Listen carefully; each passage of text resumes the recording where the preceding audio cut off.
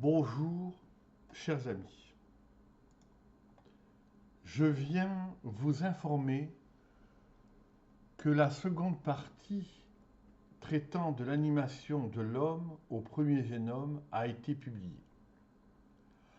Dans la situation actuelle, pour beaucoup d'entre nous, il y a d'autres priorités que de s'interroger sur ce sujet. Eh bien, je prends le risque de vous importuner.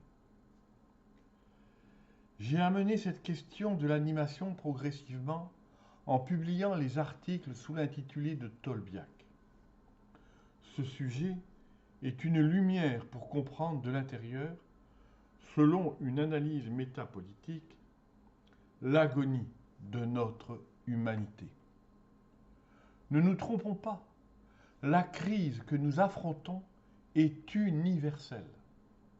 Elle concerne l'ensemble des peuples, quel que soit le mérite de certains à résister, même si beaucoup d'entre eux n'ont pour l'heure voté aucune loi contraire à la loi naturelle. La question de l'animation a été ouverte à l'occasion du projet de loi de bioéthique. L'objet principal de cette loi, suscité par les loges, est de renverser le paradigme divin en légalisant les recherches clandestines en génétique dont la finalité était de parvenir à autoriser l'impensable, le clonage reproductif humain. Cette loi est la troisième grande transgression qui amène sur nous la purification avant le jugement des nations.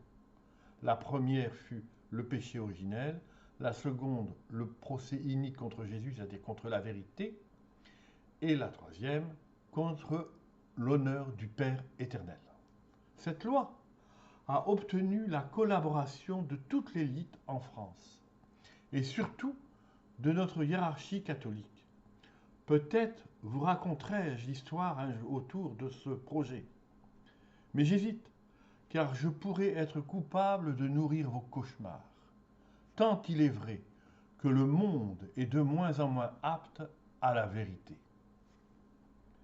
Cet état intérieur d'autodestruction de l'humanité nous vaut d'être très proche de l'avertissement. La vérité s'imposera à nous brutalement. Elle sera pour beaucoup une invitation au salut et pour d'autres un jugement irrémédiable. À ce jour, je suis le seul catholique, à ma connaissance, qui aura démontré l'animation au premier génome. J'y suis parvenu par la grâce de Dieu et en obéissant au magistère. Le pape Benoît XVI recommandait d'allier la recherche philosophique avec la révélation, ce qui allait en contre-courant de tout ce qui se fait et se pratique aujourd'hui dans le monde de la philosophie, y compris dans l'Église. Si je retire une grande satisfaction intérieure du travail accompli, je n'en retire aucun orgueil, car Dieu a veillé à ce que je sois sévèrement purifié dans ce travail. Car rien de tout ceci n'aurait été possible sans les travaux en amont du père Patrick de Vergeron, dit Père Nathan, et de son frère Bruno. Il est regrettable qu'il se soit maintenu dans le diktat des philosophes du XVIIe et XVIIIe siècle, ce qui ne leur permit pas d'aboutir dans leurs travaux sur une démonstration explicite. Ce qui est vrai du père Patrick, il s'est interdit d'unir sa démarche philosophique à la révélation. Un philosophe catholique n'a pas à se soumettre à un cadre conçu pour s'opposer à la doctrine catholique. Il est enfant de Dieu. Il a donc accès à une totale liberté intérieure et intellectuelle. Nous n'avons pas à obéir au monde, mais à Dieu seul. Position que semble avoir abandonnée notre hiérarchie.